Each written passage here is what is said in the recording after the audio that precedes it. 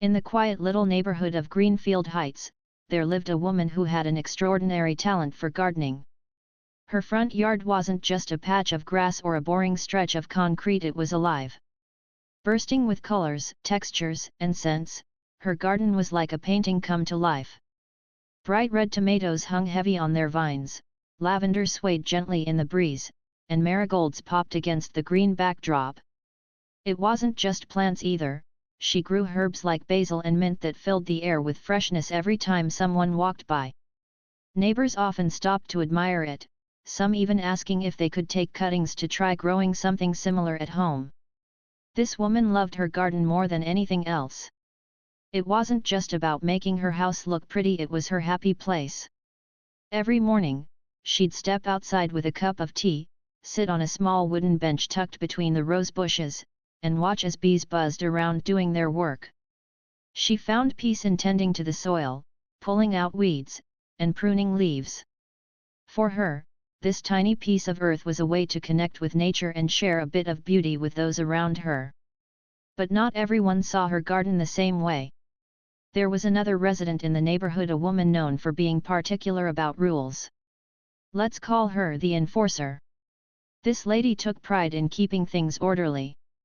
She believed that every lawn should be perfectly manicured, every hedge trimmed to exact measurements, and no one should stray too far from what she considered normal. To her, the vibrant chaos of the gardener's front yard stuck out like a sore thumb. It wasn't that the enforcer hated plants, she had flowers in her own yard, but hers were neat rows of identical blooms, carefully arranged to match the neighborhood's aesthetic guidelines. The HOA, Homeowners Association, had strict rules about how yards should look, and while most people followed them without complaint, the gardener chose to march to the beat of her own drum. And that irritated the enforcer.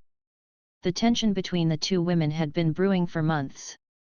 At first, it started with polite reminders.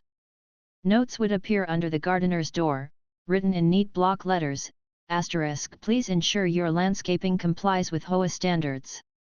*, then came emails from the HOA board, politely suggesting that perhaps the garden needed to be scaled back. But the gardener didn't budge. She argued that her garden brought joy to the community, attracted pollinators, and encouraged sustainable living.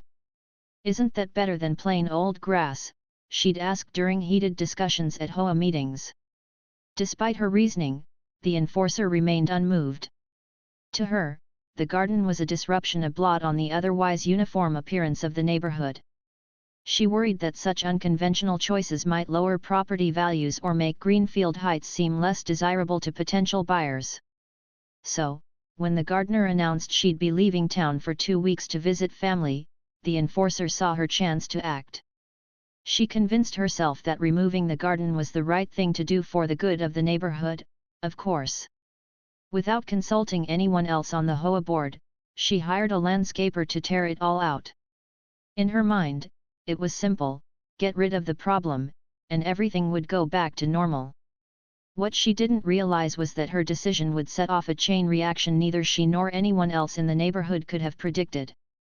When the gardener returned home after her trip, she had no idea what awaited her. All she knew was that she couldn't wait to get back to her plants, to see how much they'd grown, to feel the dirt beneath her fingers again. Little did she know, her peaceful sanctuary had been turned upside down, and her life and the lives of those around her was about to change forever. The gardener pulled into her driveway after 2 weeks away, feeling relaxed and excited to be home. She couldn't wait to check on her plants, the tomatoes she'd been nurturing, the herbs that always smelled so fresh, and the wild flowers that attracted bees and butterflies.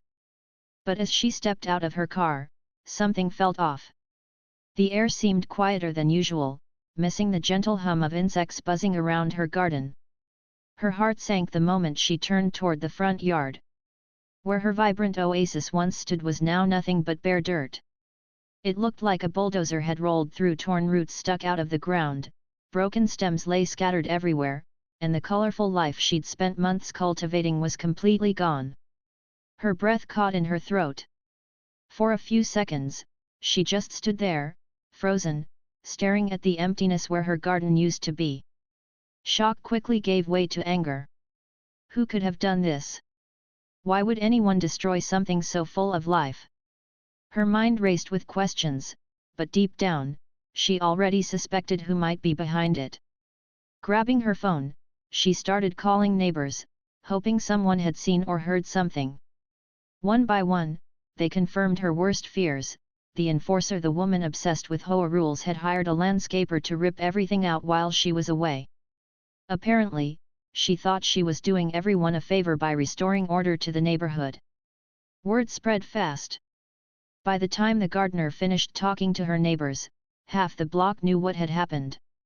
Some were sympathetic, shaking their heads in disbelief. Others were angry not at the gardener, but at the audacity of the enforcer. How could anyone justify destroying something so beautiful, especially without permission? A few people admitted they'd tried to stop her, but the enforcer brushed them off, insisting she was within her rights as part of the HOA. Furious and heartbroken, the gardener decided to confront the HOA directly. She sent an email to the board demanding answers and accountability. To her surprise, most members were just as shocked as she was. They claimed they hadn't authorized the enforcer's actions and were appalled by what had happened. It turned out she'd acted alone, hiring the landscapers and paying for the destruction out of her own pocket, all because she believed she was upholding the community's standards. The enforcer, however, wasn't backing down. When the gardener finally met with her face to face, the conversation was tense. "It's not personal," the enforcer said, crossing her arms defensively. "You know the rules. Your garden was a violation, and I did what needed to be done." "But you didn't even ask me," the gardener shot back, her voice trembling with emotion. "This wasn't just some random patch of plants, it was my life. Do you have any idea how much time and effort I put into that garden? And you took it all away while I wasn't here to defend myself." The enforcer shifted uncomfortably but refused to apologize. Instead, she doubled down, repeating the same tired arguments about property values and uniformity. "If we let everyone do whatever they want, the neighborhood will fall apart," she insisted. "I'm protecting our community." Her words only made the gardener angrier. She realized then that this wasn't just about rules or aesthetics, it was about control. The enforcer wanted things her way, no matter the cost. Determined to fight back, the gardener began gathering evidence. She took photos of the barren yard, collected witness statements from neighbors, and researched local laws regarding urban gardens. What she discovered gave her hope. There were protections in place for sustainable gardening practices, and the enforcer's actions might actually be illegal. As the days passed, the situation escalated. News of the destroyed garden spread beyond the neighborhood, thanks to a local blogger who wrote about the incident. The story went viral online, sparking outrage across social media. Photos of the ruined garden appeared alongside headlines like "HOA Overreach Destroys Neighbor's Dream Project." People from all over chimed in, criticizing the enforcer's behavior and praising the gardener for standing up for herself. Meanwhile, the enforcer found herself under fire. Messages poured into the HOA's inbox, accusing her of bullying and abuse of power. Even some of her closest allies started distancing themselves, uncomfortable with the attention and backlash. For the first time, cracks began to show in her confident demeanor. She still defended her actions, but there was a hint of doubt creeping into her voice. Had she gone too far? Back at her house, the gardener worked tirelessly to document everything. She filed a formal complaint with the HOA board, pushing for consequences. More importantly, she vowed to rebuild her garden better and stronger than before. No matter what happened next, she refused to let fear or intimidation dictate her choices. This wasn't just about plants anymore, it was about standing up for individuality, creativity, and the right to make her space her own. But little did either woman know, the real storm was yet to come. Something unexpected was waiting in the mail, a letter that would change everything. The gardener woke up one morning to find an envelope in her mailbox. At first glance, it looked like any other piece of mail, boring, official, and probably filled with junk she'd toss aside. But something about the return address caught her eye, it was from the State Department of Agriculture. Her heart skipped a beat as she tore open the envelope, unsure what to expect. Inside was a letter that would change everything for both her and the enforcer. The letter explained that someone had reported the destruction of her garden to the state, and after reviewing the case, officials determined that the enforcer's actions violated environmental laws. Apparently, tearing out the garden wasn't just a personal attack or a breach of HOA rules, it broke state regulations designed to protect urban gardens and promote sustainable practices. The garden hadn't just been a collection of pretty plants, it included native species and edible crops that supported biodiversity and contributed to food security. By destroying it, the enforcer had unknowingly stepped into legal trouble. And here came the kicker, the state was fining her a hefty amount too.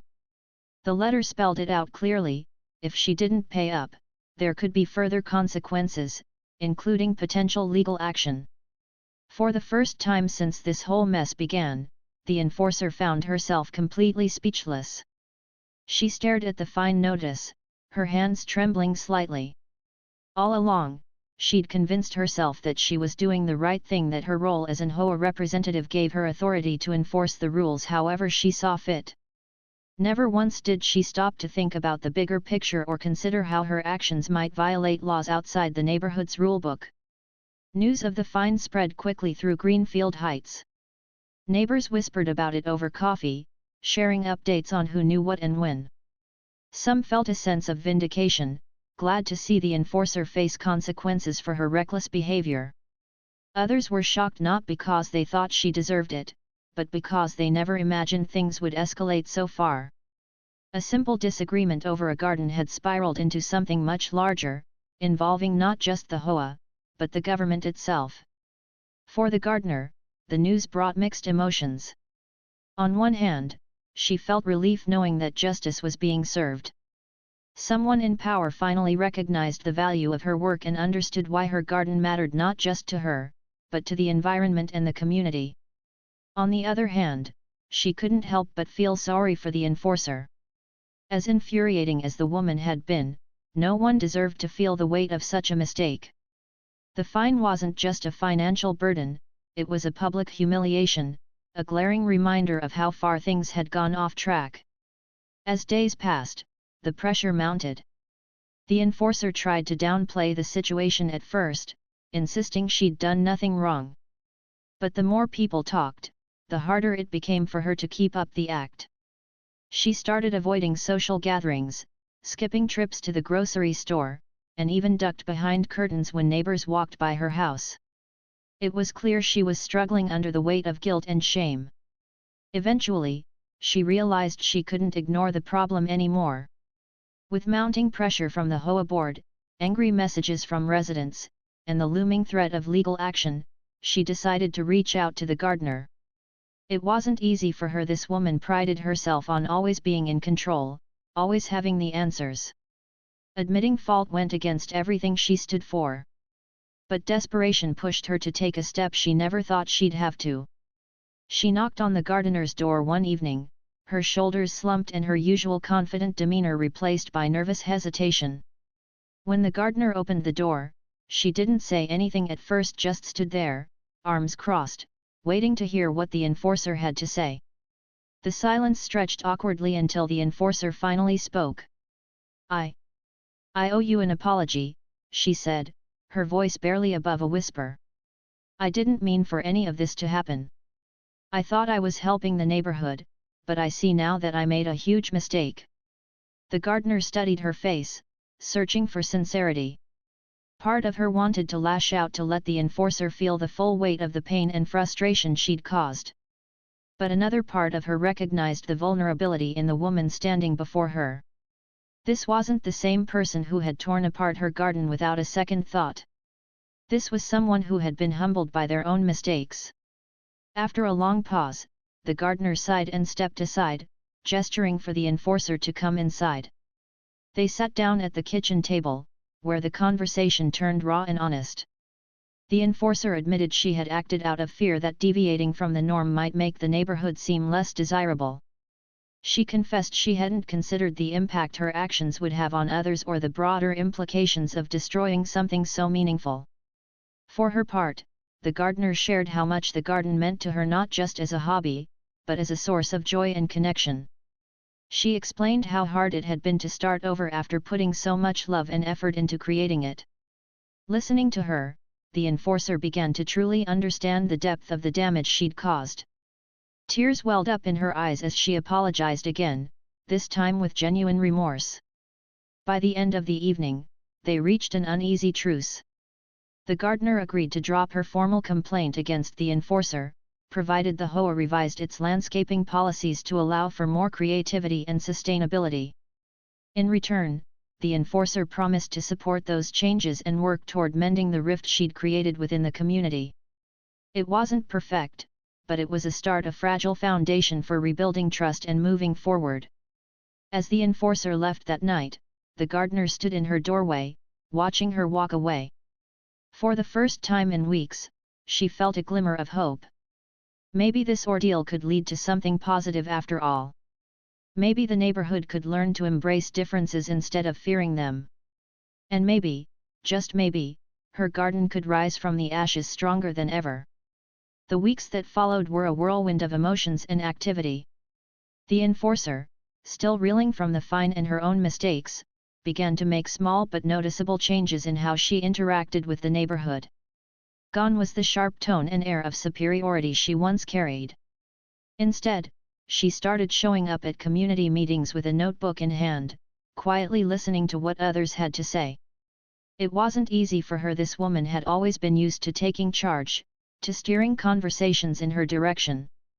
But now, she seemed determined to listen rather than dictate. For the gardener, this shift was both surprising and encouraging. At first, she was skeptical.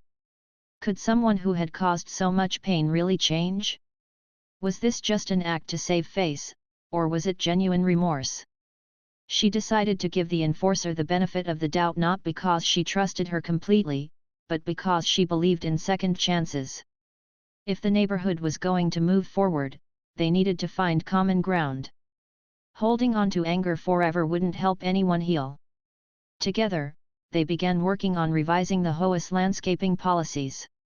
This wasn't a quick fix. It took hours of discussion, debate, and compromise. The gardener argued passionately for more flexibility, urging the board to allow residents to express themselves through their yards while still respecting shared standards. She suggested guidelines that would encourage creativity without letting things spiral into chaos. For example, instead of banning all non-grass plants, why not create categories for approved native species or edible gardens?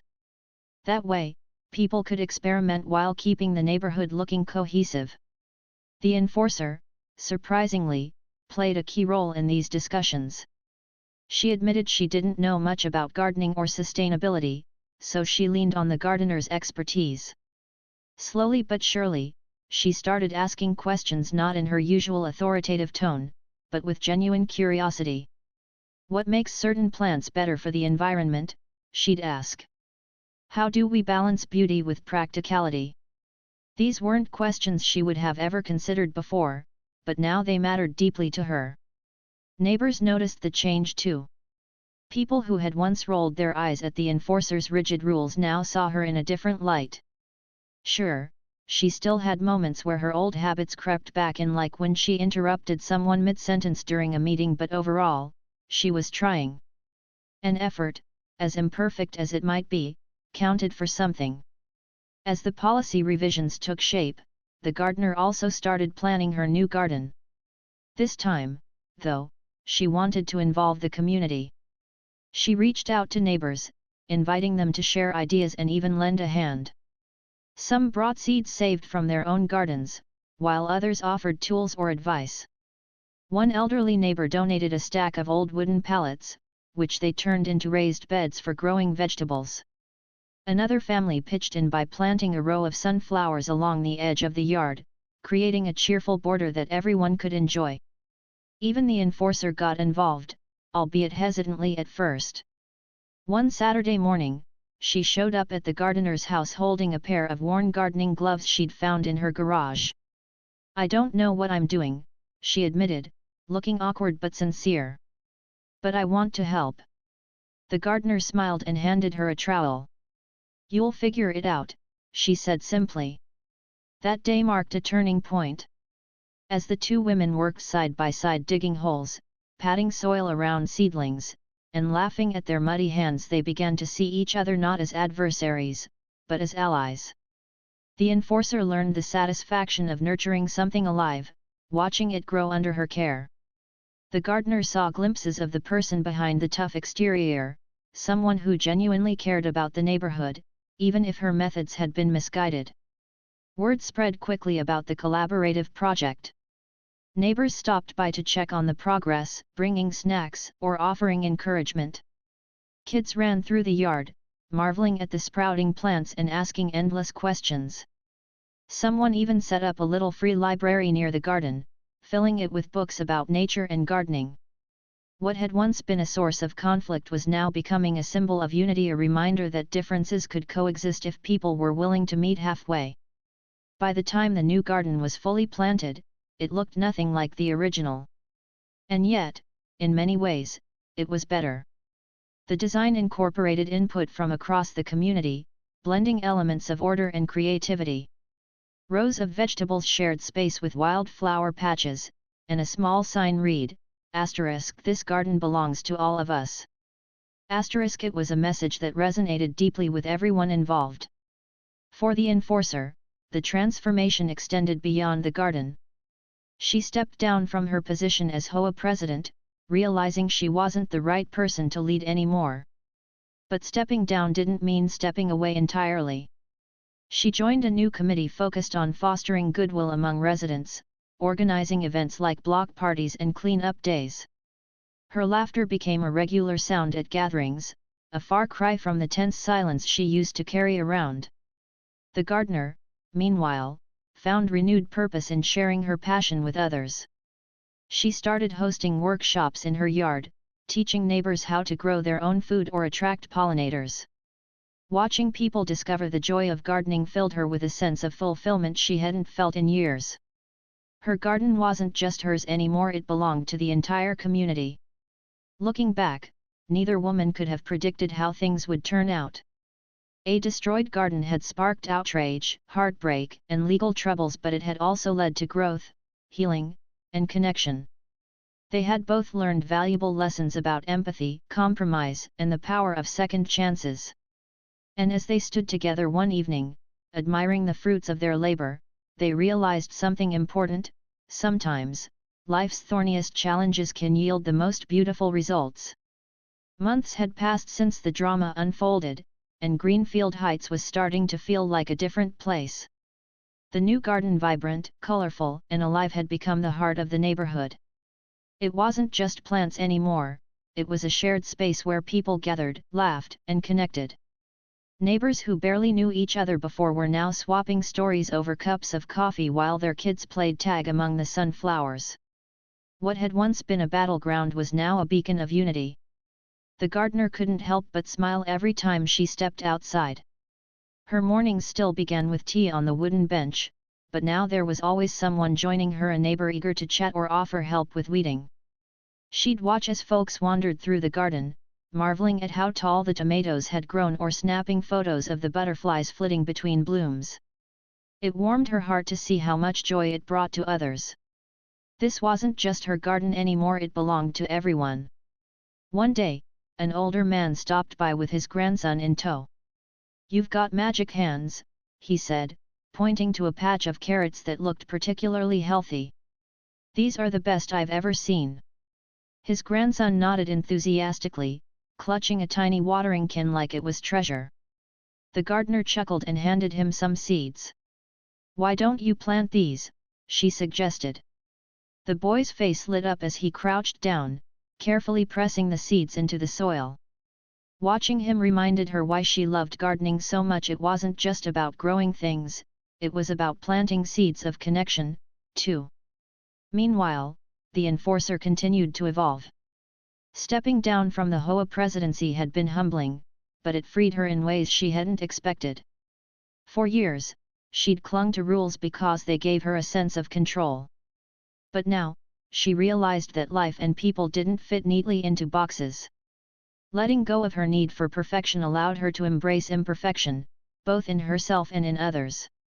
She started showing up at community events not as the rule enforcer, but as a participant. Whether it was helping organize a block party or pitching in during clean-up days, she threw herself into the work with a newfound enthusiasm. Her turning point came one crisp autumn afternoon when she decided to host a small gathering at her own house. In the past, her home had felt more like a fortress than a welcoming space. But this time, she decorated her front porch with pumpkins and fairy lights, inviting neighbors over for cider and snacks. As people arrived, laughter filled the air, and for the first time in years, she felt truly part of the community. One neighbor joked about how far she'd come since the garden incident, and instead of bristling, she laughed along. "We all make mistakes," she said with a shrug. "But I'm glad I learned from mine." Over time, the relationship between the gardener and the enforcer grew stronger. They weren't best friends, there were still moments of tension, but they'd developed a mutual respect that neither had thought possible. The enforcer even started visiting the garden regularly, learning the basics of planting and tending. At first, she stuck to simple tasks like pulling weeds, but soon she was experimenting with her own ideas. One day, she proudly showed off a row of marigolds she'd planted herself. "I read they're good for keeping pests away," she explained, beaming. The gardener smiled and patted her shoulder. "Looks great," she said. "You're getting the hang of it." As winter approached, the garden settled into its dormant phase, but the spirit of collaboration it inspired carried on. Neighbors organized a holiday market, selling homemade crafts and baked goods to raise funds for a local food bank. Kids decorated the little free library with twinkling lights, turning it into a festive nook. Even the enforcer joined in, baking dozens of cookies that disappeared within minutes. The sense of camaraderie was palpable, proof that the bonds formed during those chaotic months had taken root just as deeply as the plants in the garden. Looking back, the gardener often reflected on how much had changed not just in the neighborhood, but in herself. Losing her original garden had been devastating, but rebuilding it had taught her resilience. She'd learned to stand up for what mattered while remaining open to compromise. And most importantly, she'd discovered the power of forgiveness. Holding on to anger might have felt justified, but letting it go had opened doors she never imagined. For the enforcer, the journey had been equally transformative. She'd gone from being feared to being forgiven, and in the process, she'd found a softer, kinder version of herself. She still cared about rules, but she understood now that they existed to guide, not dictate. Life wasn't about maintaining order at all costs, it was about finding balance, embracing differences, and creating spaces where everyone could thrive. By spring, the garden was blooming again, bursting with color and life. A group of neighbors gathered one sunny afternoon to celebrate its rebirth. Someone brought out a guitar, and soon impromptu songs filled the air. Kids chased each other around the flower beds, giggling uncontrollably. Even the enforcer joined in, strumming a few chords despite admitting she hadn't played in years. As the sun dipped below the horizon, casting golden light across the yard, the gardener stood back and took it all in. She glanced at the enforcer, who was laughing alongside a group of children, and felt a deep sense of gratitude. None of this would have happened if not for the chaos that had torn them apart. Painful as it had been, it had forced them to confront their flaws, listen to each other, and grow in ways they never anticipated. In the end, the garden became more than just a collection of plants. It was a testament to the idea that beauty could emerge from conflict, that healing was possible even after the deepest wounds. And as the seasons continued to change, bringing new challenges and opportunities, the people of Greenfield Heights knew one thing for certain: together, they could weather anything. Because sometimes, the toughest storms yield the brightest rainbows.